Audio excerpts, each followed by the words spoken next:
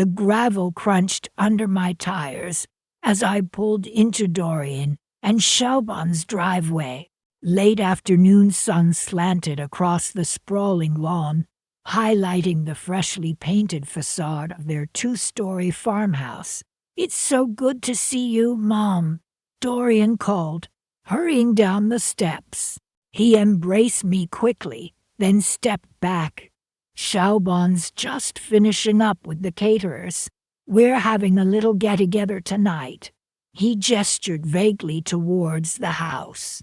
"Your accommodations are just around back." My smile faltered. Accommodations? I had assumed I'd be staying in the guest room. He led me around the side of the house, past meticulously manicured flower beds, to a barn. It was old, the wood weathered and gray, a few rusty farm implements leaning against one wall. "We've converted it into a cozy little space for you," Shelbon said, appearing at my elbow. Cozy was one word for it. "Dorian, this is where I'm staying," I asked, my voice laced with disbelief. "It's got everything you need, Mom," Dorian assured me, ushering me inside. The interior was sparsely furnished. A double bed, a small table with 2 chairs, and a makeshift kitchenette in one corner. The air smelled faintly of hay and mildew. "We thought you'd enjoy the rustic charm," Shelbon added, a touch too brightly. I looked around, trying to hide my disappointment. "It's certain lifer," I managed. "The bathroom's just through there." Dorian pointed to a door in the back. The bathroom was small and functional, clearly a recent addition. "We put in a new shower just for you," Shelbon said, as if this somehow justified the barn's existence. "That's thoughtful," I replied, still trying to process the situation. I placed my suitcase on the bed, the silence stretching awkwardly between us.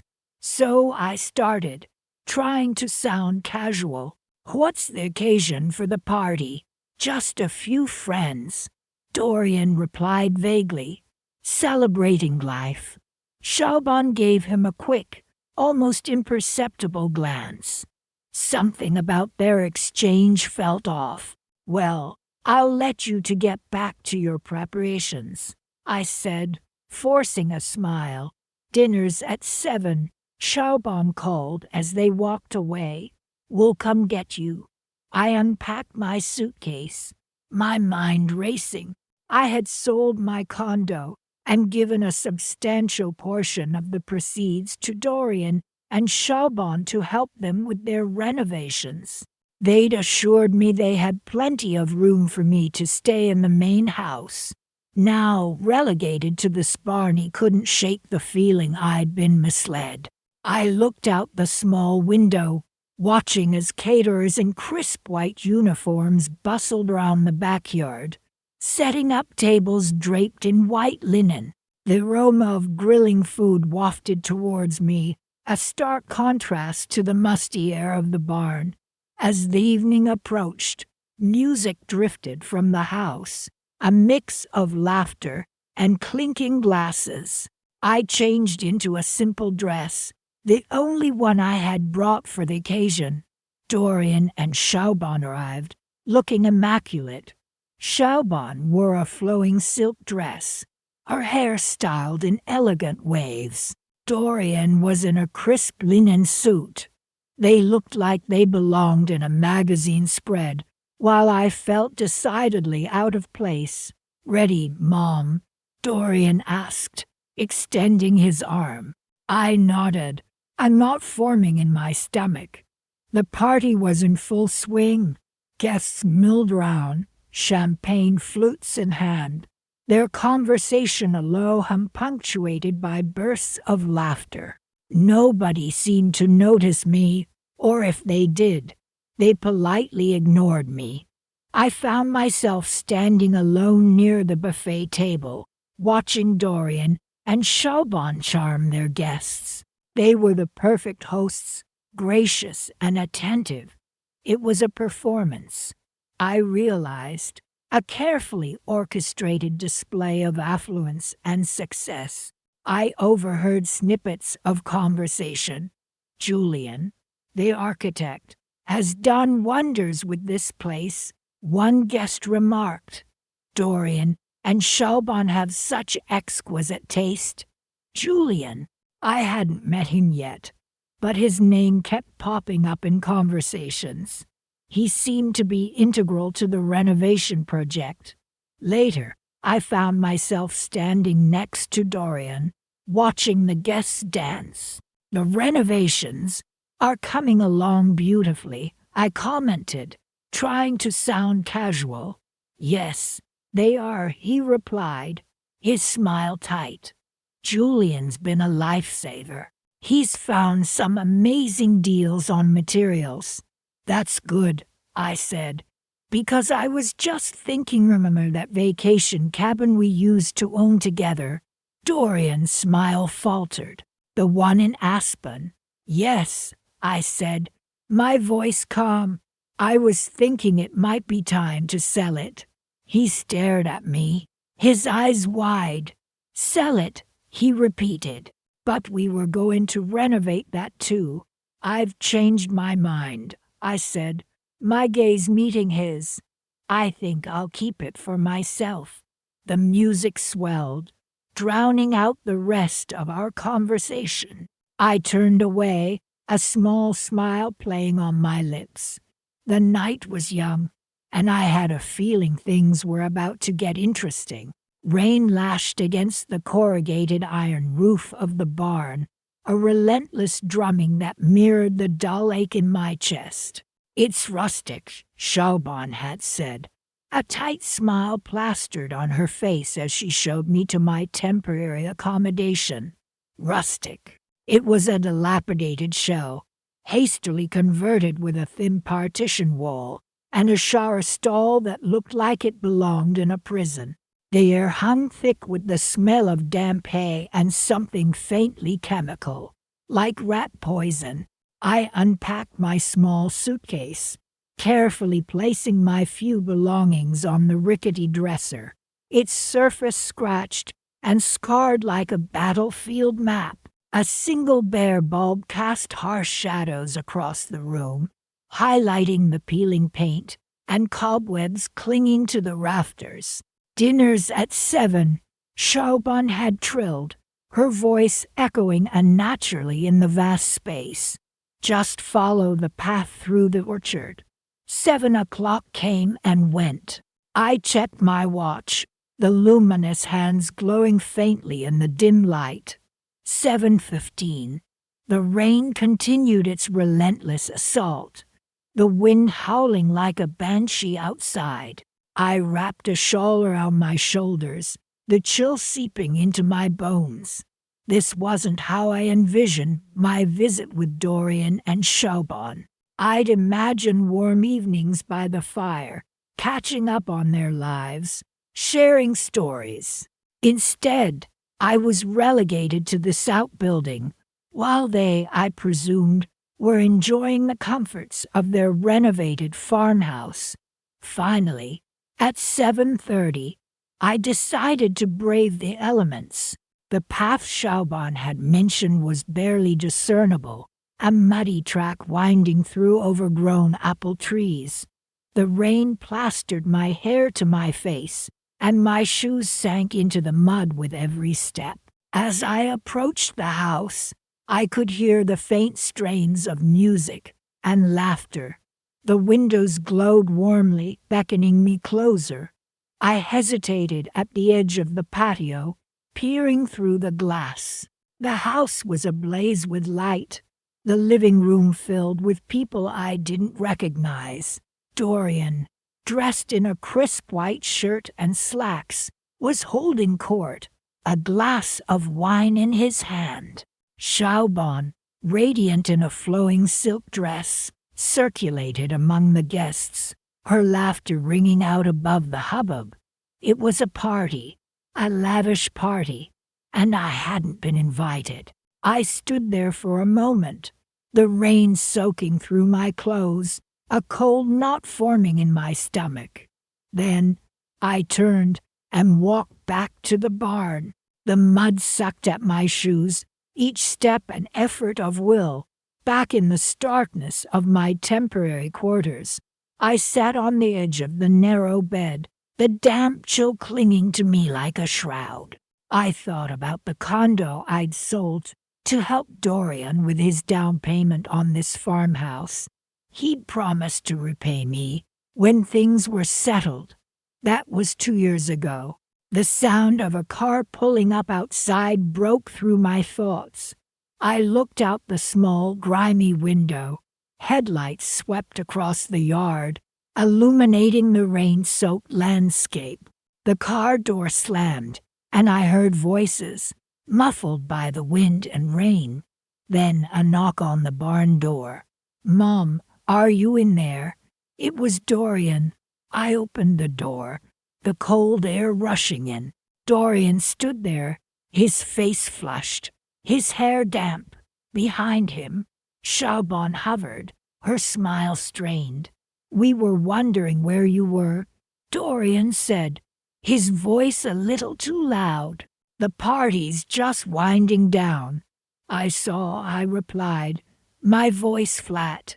"It looked lively." Shaubon stepped forward.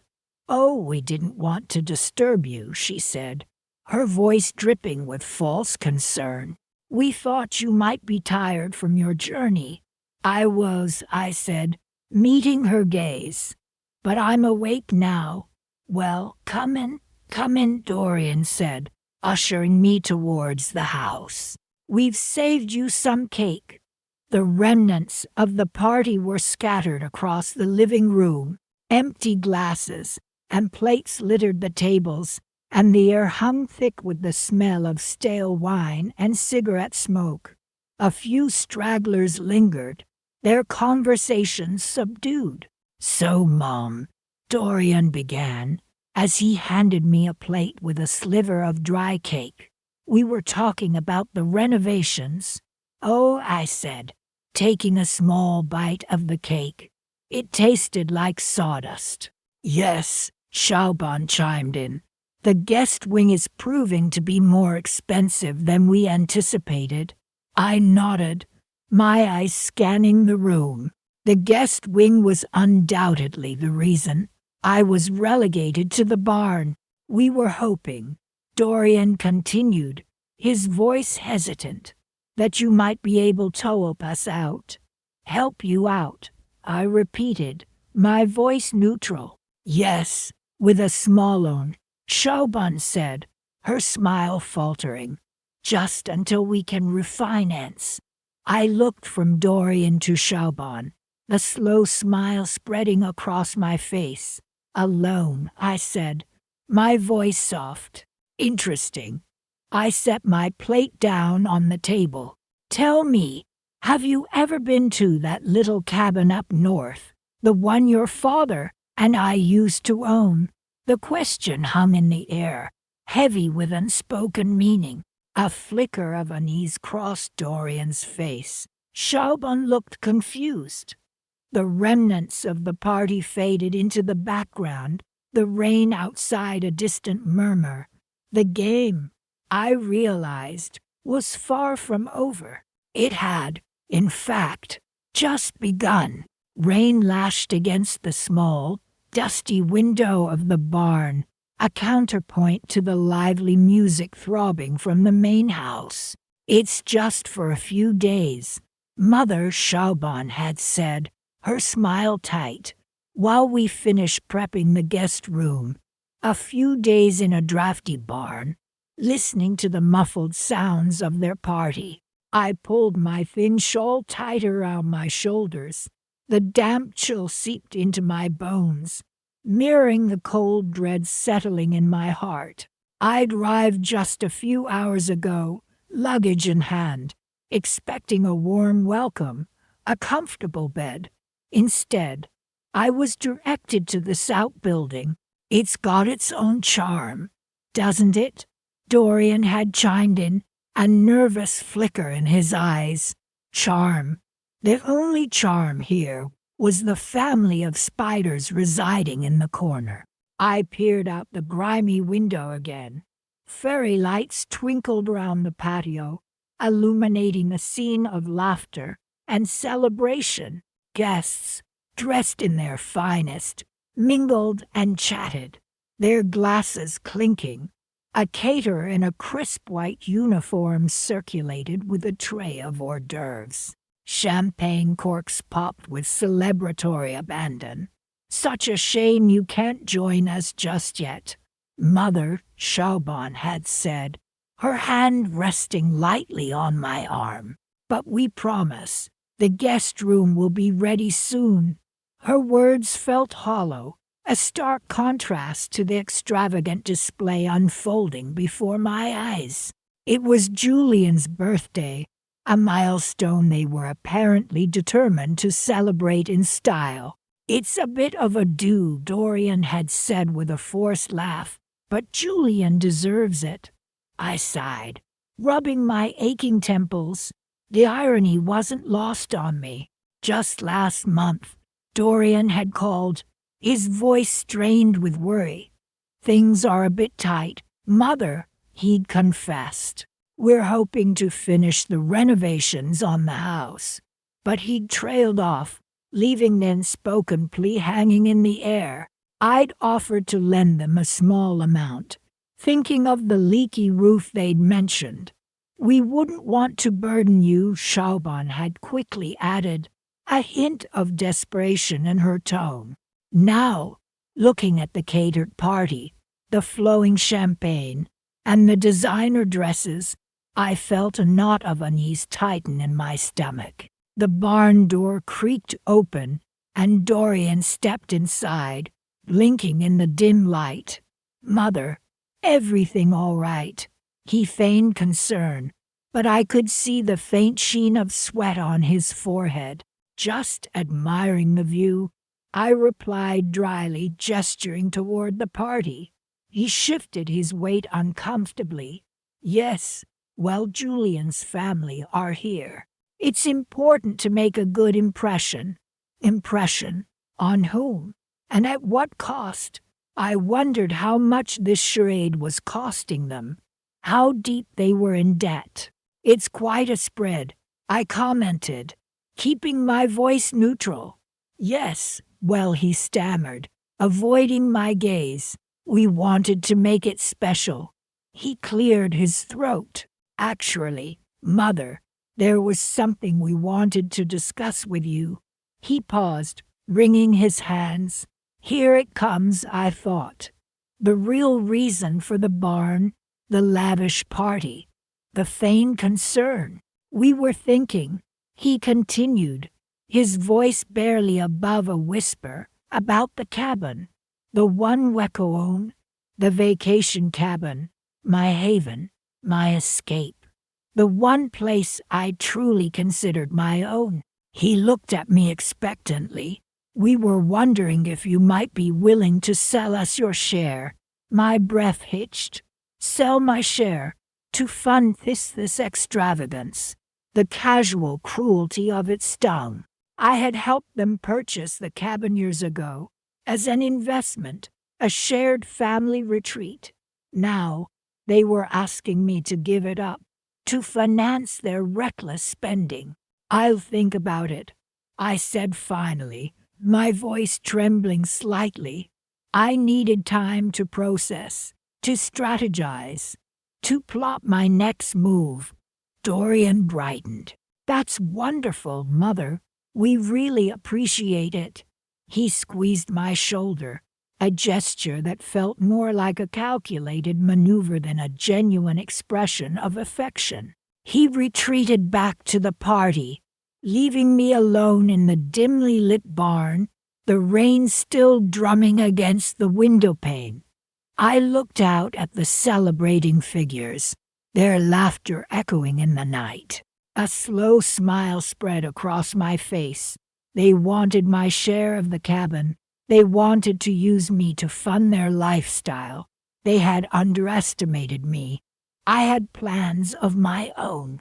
The damp chill of the barn no longer bothered me. A different kind of chill was spreading through me now, a cold, hard resolve.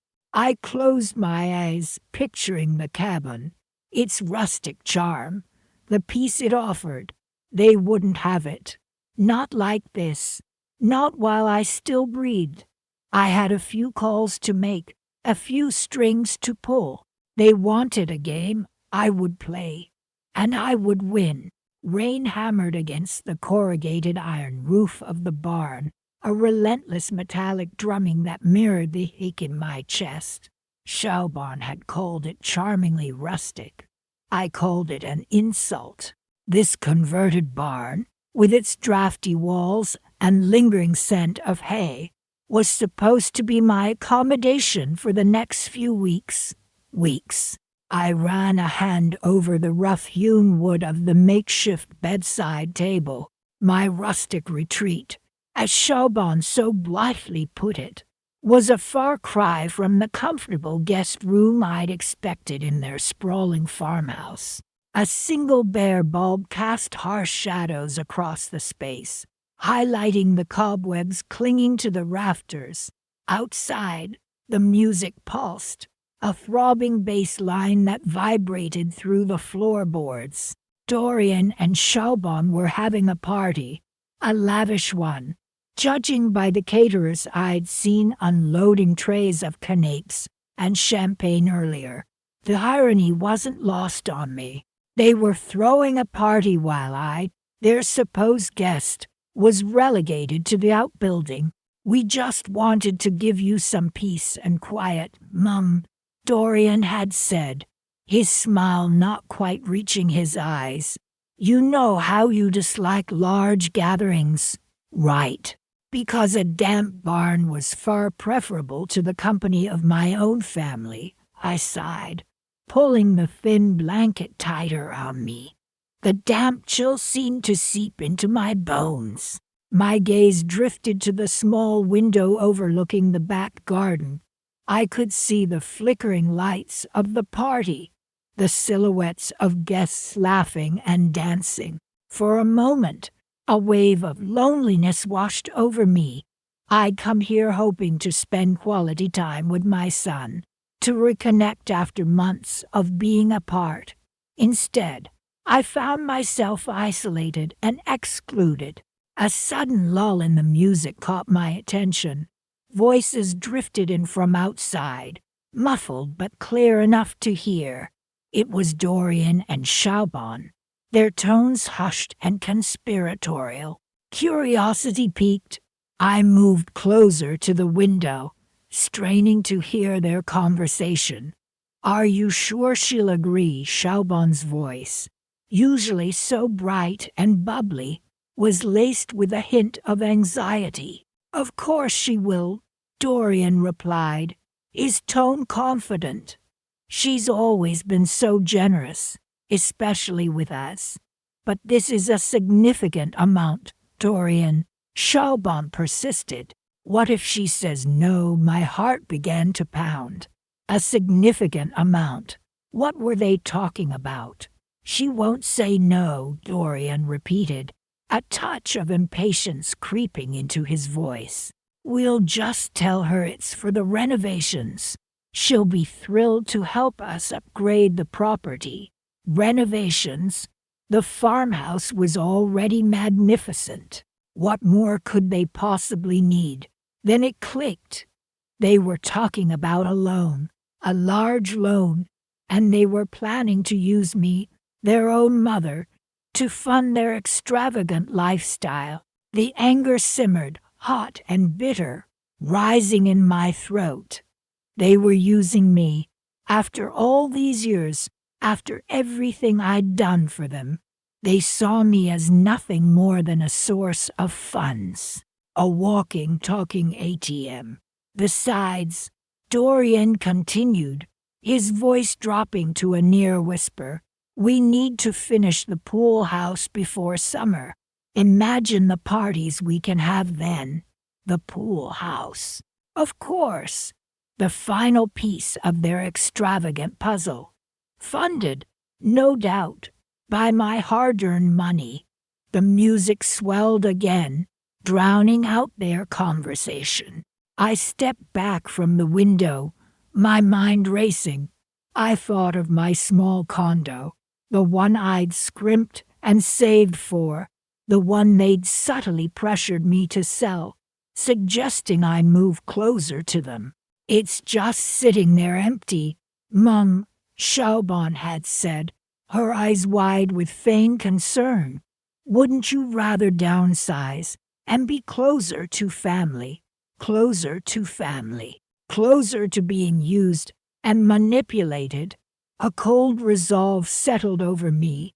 I wouldn't let them take advantage of me, not this time. I had assets of my own, resources they knew nothing about. The vacation cabin, for instance, the one I'd inherited from my aunt, the one I'd purposely left off the paperwork when we'd consolidated our family finances years ago, sensing even then a potential for complications. The one they assumed had been sold long ago. I pictured the cabin, nestled amongst the pines, overlooking the lake. It was rustic, yes, but genuinely so. A place of peace and tranquility, a world away from the manufactured charm of this converted barn. A slow smile spread across my face. They wanted to play games, fine. Let the games begin. The rain continued to fall, the rhythm now a soothing lullaby rather than a mournful dirge. The music from the party faded into the background, a distant hum. I closed my eyes, a new sense of purpose filling me. I wouldn't say a word. Not yet. I would let them continue their charade. Let them believe they had me wrapped around their little fingers. But when the time was right, I would make my move, and they would never see it coming. The thought warmed me more than any blanket ever could. The damp chill in the barn seemed to dissipate, replaced by a quiet anticipation. The game was on. The musty smell of the barn clung to the air the next morning, a stark contrast to the expensive wine Shelban had flaunted the night before. I sipped my instant coffee, the cheap plastic cup a further reminder of my supposed fall from grace. A knock rattled the flimsy door. "Mother, are you decent?" Dorian's voice called through the thin wood. I smoothed down my simple blouse. "Of course, Dorian. Come in." He entered, looking slightly disheveled, but still radiating that polished charm he'd always possessed. "Did you sleep well?" he asked, his eyes scanning the sparsely furnished space. I gave a tight smile, as well as one can in aristic setting. He chuckled, seemingly oblivious to the barb. "Well, Shelban and I wanted to see how you were settling in. We're planning a little brunch later. Perhaps you'd join us." "A brunch," I echoed, my eyebrow raised. "After last night's extravagant affair, I'm surprised you have any food left." He waved a dismissive hand. "Oh, last night was just a small gathering for Julian's business associates. It's important for us to maintain appearances. You know, appearances." I repeated, the word heavy with unspoken meaning. Indeed, a beat of silence hung in the air, thick with tension. He shifted uncomfortably. "So, about the renovations, we're making good progress. But as you can see, it's quite a substantial undertaking." He gestured vaguely towards the cracked window pane. I nodded slowly, taking another sip of my coffee. "Yes, it does seem rather extensive." He cleared his throat. "We were hoping well, wondering if you might have considered our proposal." "Proposal?" I feigned innocence, though my heart hammered in my chest. He finally came to the point. About perhaps contributing a little something to the project, a loan of sorts. We'd of course pay you back, with interest. He rushed to add, seeing the expression on my face. I placed my coffee cup on the small table beside me, the clatter echoing in the silence. Dorian, I began, my voice calm and measured. I've worked hard for everything I have, and while I'm always happy to help family, I'm not in the habit of handing out loans for ill-defined projects. He looked taken aback. But Mother, we're family, we need your help. There it was again, the subtle manipulation, the veiled guilt trip. I met his gaze, my own unwavering. Dorian, you and Shaban seem to be doing quite well for yourselves. That party last night certainly didn't suggest any financial hardship. He flushed slightly. That was an investment. For Julian's business. I nodded slowly. An investment. I see. Another silence stretched between us, this one filled with a different kind of tension. He knew I saw through his charade. I need to make a few calls, I said, rising to my feet. He looked deflated. About, he questioned tentatively. Business matters. I replied vaguely, picking up my phone. I have a faucet to manage. I saw a flicker of something in his eyes, greed, perhaps, or desperation. He lingered for a moment, clearly hoping I'd elaborate. But I simply smiled and turned away, feigning interest in the call I wasn't actually making. He finally left, shoulders slumped, the shadow of worry clouding his features. As soon as he was gone, I pulled out my laptop and opened it, a small smile playing on my lips. It was time to put my own plan into action. I navigated to the website of the real estate agency that managed the vacation cabin Dorian and I had combed. It was a beautiful property, nestled in the mountains, a place filled with happy memories. After my husband passed, Dorian had expressed interest in buying out my share. He'd offered a paltry sum, claiming the property needed extensive repairs and wasn't worth much. I'd refused, suspecting he was lowballing me, and the cabin had remained a point of contention between us. Now, looking at the listing, I saw it was advertised as a luxury mountain retreat, recently renovated and available for rent at an exorbitant price. The photographs showcased a stunningly updated interior, a far cry from the dilapidated state Dorian had described. So, he'd renovated it after all, using his own funds, and was now profiting handsomely from it without offering me a fair share. My blood simmered. I picked up the phone and dialed the number of a lawyer I knew, a sharp woman with a reputation for getting things done. "Hello, Martha. It's Vereen. I need your help with something regarding a certain mountain property." I explained the situation, the unfair treatment, the blatant deception. She listened intently, occasionally interjecting with insightful questions. By the time I hung up, my plan was firmly in place. Martha assured me she could initiate legal proceedings to reclaim my rightful share of the cabin and its profits. The thought of Dorian and Shaban's faces when they received the news filled me with a sense of quiet satisfaction. They thought they could manipulate me, push me aside, treat me like I was irrelevant. They were about to learn just how wrong they were.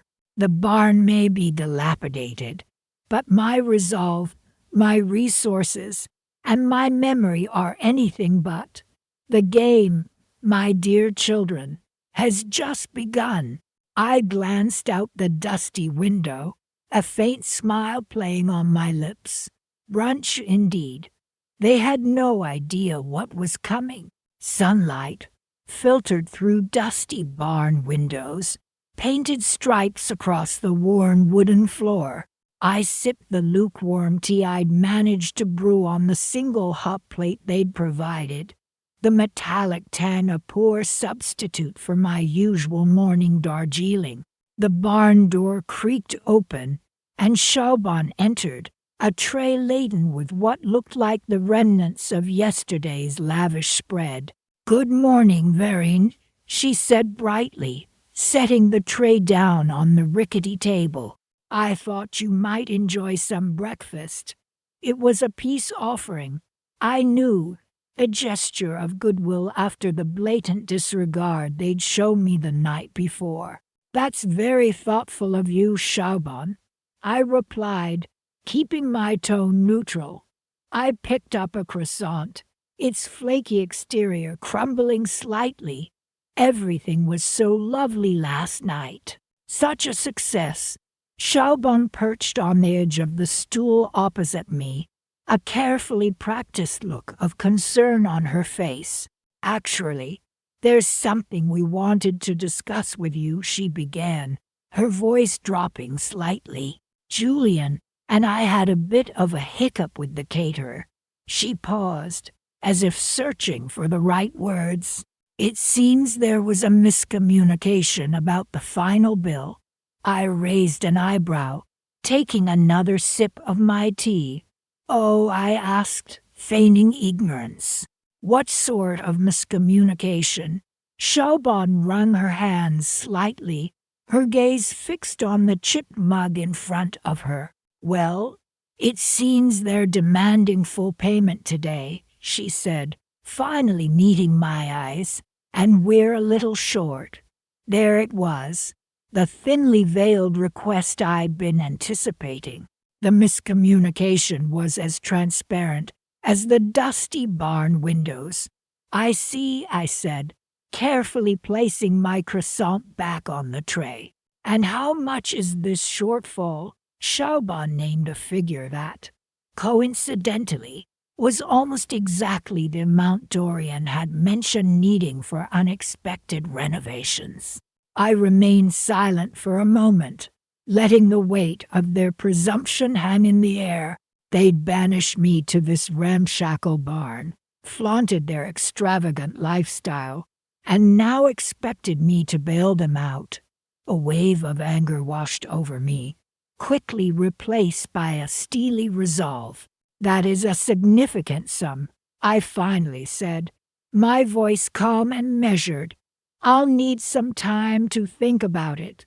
Chauban's face fell slightly, the carefully constructed mask of concern slipping. "Of course," she said, her voice tight. "We understand." She gathered the tray and made her way to the door, her footsteps echoing in the quiet barn. "Let me know what you decide," she added, before disappearing back into the main house. I watched her go, a small smile playing on my lips. They underestimated me. They thought I was a naive old woman, easily manipulated and dismissed. They had no idea about the phone call I'd made earlier that morning, the conversation I'd had with my lawyer. They didn't know that while they were busy throwing lavish parties, I was quietly securing my own future. I retrieved my phone from my bag and reread the mail confirmation. The vacation cabin, the one Dorian and I had supposedly co-owned, was now solely mine. The paperwork was finalized, the transfer complete. It had been a simple matter, really. Dorian, in his haste to secure my supposed loan for his renovations, hadn't bothered to check the fine print on the original ownership agreement. He'd assumed, as he always did, that I was oblivious to such matters. He'd been wrong. The cabin, nestled in the heart of the mountains, had always been my sanctuary. It was a place of peace and solitude, a refuge from the noise and demands of the world. Dorian had always coveted it, his eyes gleaming with envy whenever we visited. He'd seen it not as a shared family treasure, but as a potential asset, something to be leveraged for his own gain. He'd even had the audacity to suggest selling it last year, claiming it was too much upkeep. I'd refused, of course, sensing his underlying motive. Now, I had ensured it would remain mine, a place where I could escape the suffocating web of their manipulation. The image of Dorian's face when he discovered the truth brought a flicker of satisfaction to my heart. The thought of him realizing his scheme had backfired, that his attempt to exploit me had only solidified my independence, was a balm to the wounds of their betrayal.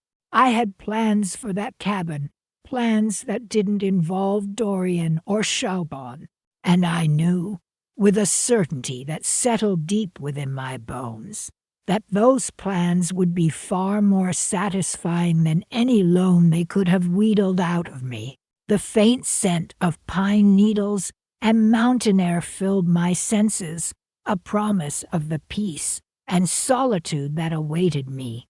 I closed my eyes, a genuine smile finally gracing my lips. It was time to start packing. Sunlight, weak and watery, filtered through the dusty barn windows. Shaubon had called it rustic charm when she'd shown me to this converted outbuilding. "We're still renovating the main house, Mother," she'd said, a tight smile playing on her lips. "So this will be your little haven, a haven filled with cobwebs and the faint scent of mildew." Now, seated on a wobbly stool I'd salvaged from a pile of discarded furniture, I tapped away on my phone. The Wi-Fi signal, thankfully, reached this far. "Found her," I murmured, scrolling through the contacts list. "Amelia, my dear friend, you're a lifesaver."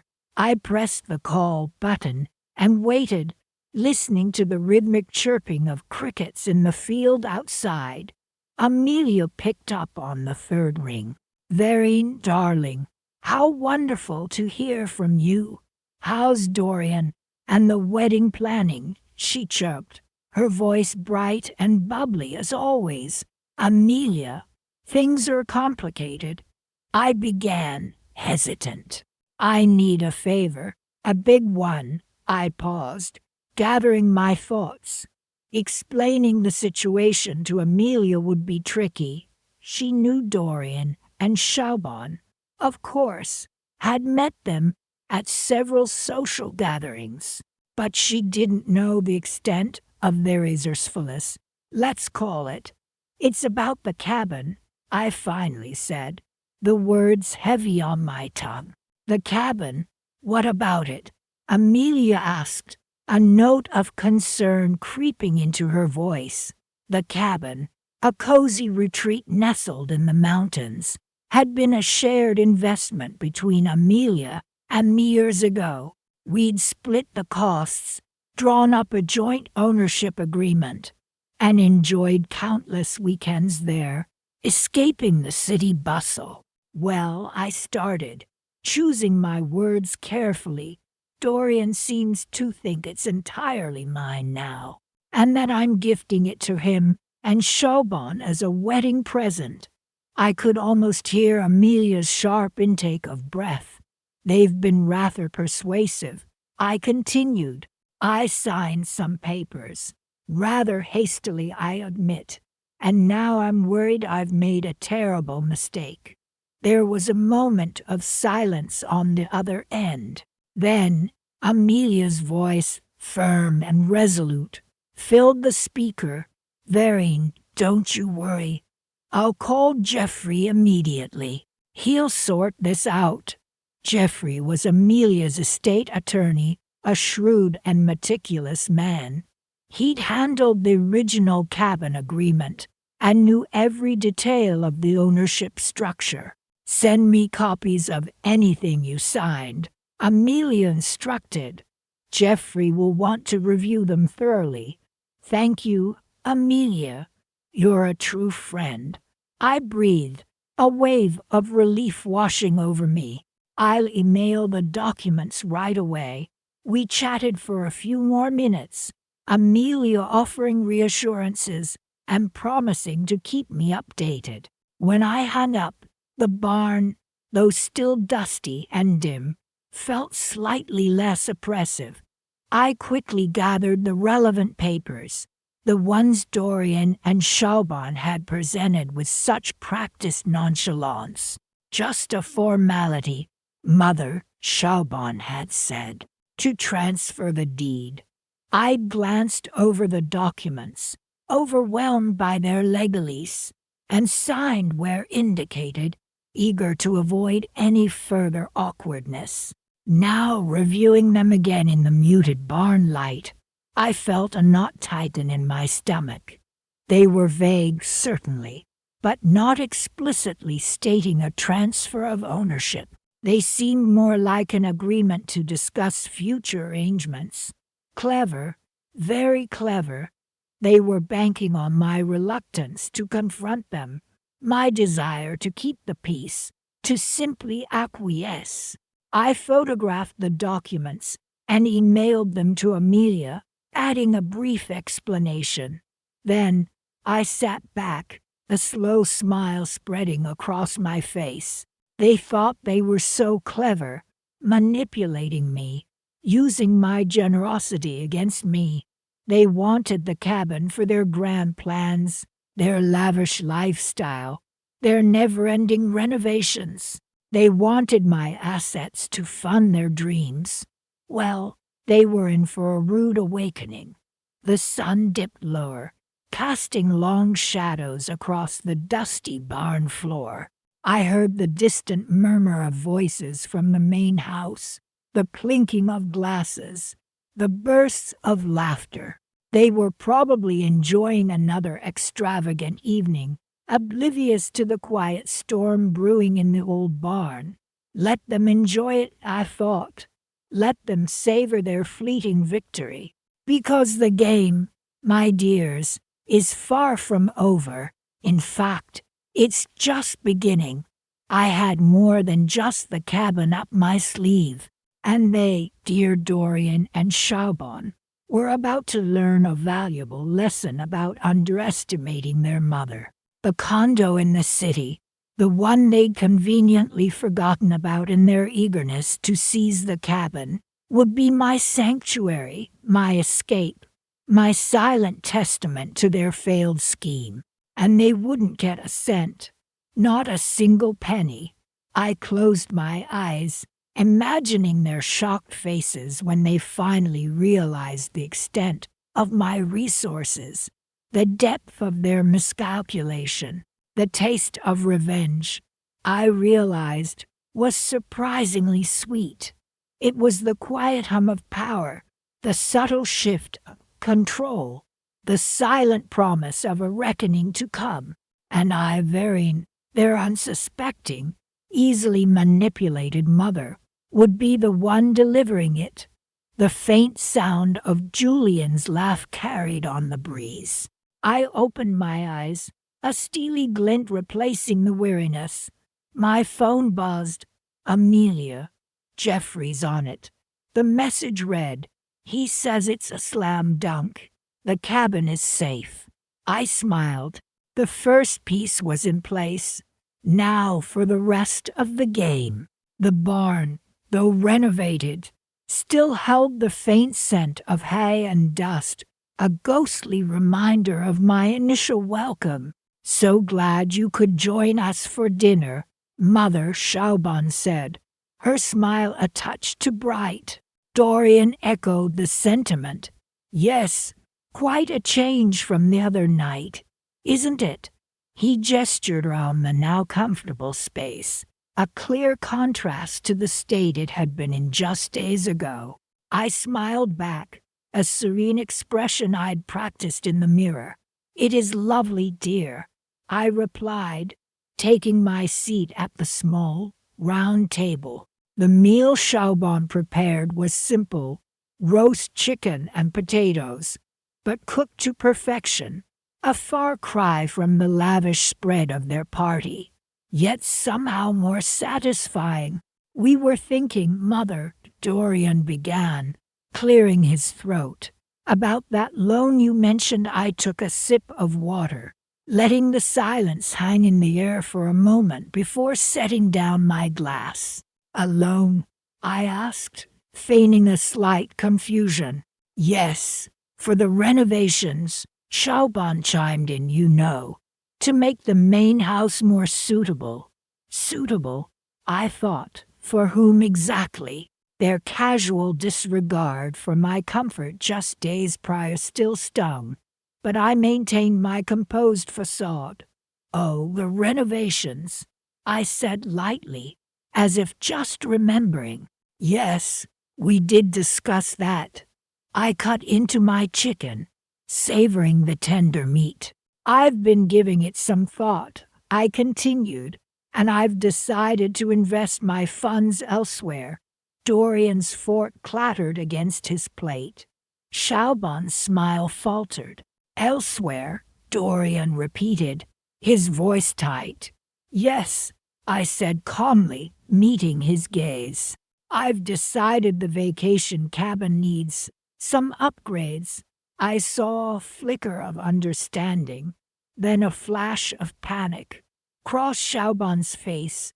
Dorian, however, remained oblivious. The cabin, he questioned, a furrow in his brow. But that old place site's hardly worth the investment. He shook his head dismissively. Oh, I don't know, I countered, a small smile playing on my lips. I've always been rather fond of it. I continued eating, letting their anxieties simmer. They exchanged furtive glances, clearly unsure how to proceed. Mother, Dorian started again, his voice now laced with a touch of desperation. We really need your help with the house. We've put so much into it already. And the wedding, Xiaobon added quickly. It's just around the corner, and we want everything to be perfect. I placed my knife and fork neatly on my plate. The wedding, I echoed, my voice soft. Of course, I paused, allowing the weight of my next words to settle in the air. I wouldn't dream of interfering with your plans. I reached into my purse and retrieved a small, velvet box. I opened it, revealing a delicate silver necklace, a family heirloom. Xiaobon, I said, extending the box towards her. This was my mother's. I'd like you to have it. Xiaobon's eyes widened as she took the necklace, her fingers trembling slightly. It's beautiful, she whispered, her earlier anxiety momentarily forgotten. Dorian, too, seemed relieved, the tension easing from his shoulders. Mother, that's very generous of you, he said, a genuine smile finally gracing his lips. I returned his smile, my own holding a secret they couldn't fathom. I'm glad you like it, I said, my voice warm and sincere. Now, if you'll excuse me, I have a rather early flight tomorrow. I need to get some rest. I rose from the table, leaving the remains of my dinner untouched. Good night, my dears, I said, my voice laced with a newfound sense of power. As I walked back to the renovated barn, the faint scent of hay no longer felt like a reminder of my humiliation, but rather a subtle symbol of my victory. The cabin, my cabin, was now solely mine. The renovations I planned wouldn't be for their benefit, but for my own comfort and enjoyment. And as for the loan, well, they could ask, but the answer would always be the same. I had my own plans, my own future, secured far away from their manipulations. and subtle digs. The necklace, a token gesture of apparent goodwill, was a mere trinket compared to the true prize I had secured. The look on their faces when they finally understood the full extent of my investment, that was the real heirloom, a memory I would cherish long after they'd realized the true cost of their fleeting disregard. The silence of the night was filled with the quiet hum of my triumph. Sunlight streamed through the large cabin windows, warming the pine floors under my bare feet. I poured myself a steaming cup of coffee, the rich aroma filling the air, a stark contrast to the musty smell of that barn. Shaubon and Dorian's temporary accommodation, they called it, while their friends sipped champagne just yards away. "So sorry, Mom. It's all we have available right now," Shaubon had said, her smile not quite reaching her eyes. I remembered the way Julian, her fiancé, had smirked, echoing her sentiment almost word for word. "Limited space, you know," he'd added, gesturing vaguely towards their sprawling, newly renovated house. Limited space, indeed. My gaze drifted across the familiar room, taking in the comfortable furniture, the crackling fireplace, the framed photos of happier times, family holidays, Dorian's graduation, Shaubon's beaming face when I'd first welcomed her into our lives. This cabin, our family retreat for years, had almost slipped through my fingers, just like everything else. Dorian and Shaubon, so eager to upgrade their lifestyle, had been subtly pressuring me to sell it. "It's just sitting there unused most of the year, Mom," Dorian had argued. "Think of what you could do with the money." Shaubon had chimed in with her usual sweet-toned suggestions. "You could invest it therein. Think of your future."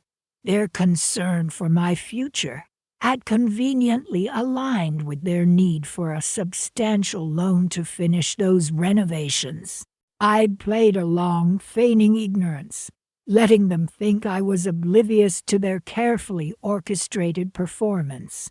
I'd even encouraged their charade, hinting at financial difficulties of my own. "I might have to sell the condo," I'd confided, watching their faces light up with a mixture of feigned sympathy and barely concealed excitement. The condo, thankfully, was safe. So was the rest of my nest egg, carefully tucked away where their grasping hands couldn't reach it. This cabin, however, was a different story. It had been a joint investment, a shared asset, meant for family enjoyment. They'd assumed, in their eagerness to strip me of my resources, that I wouldn't notice their quiet maneuvers to transfer ownership. They'd been so focused on their grand plans, their extravagant lifestyle, that they'd underestimated me. I sipped my coffee, a slow smile spreading across my face. The lawyer had been discreet, efficient. The paperwork was finalized. The cabin was mine again, entirely and undeniably mine. And they had no idea. I could almost picture their faces when they eventually discovered the truth. The carefully crafted mask of filial concern would crumble, replaced by a mixture of confusion, anger, and, most importantly, regret. I walked over to the window, looking out at the serene lake, the same view that had brought me so much peace over the years. This wasn't just a cabin. It was a symbol of my independence, my resilience, and my quiet, carefully planned revenge. They wanted to play games. I could play too. They thought they could manipulate me, push me aside, treat me like a burden. They were wrong. I had protected myself. I had secured my future.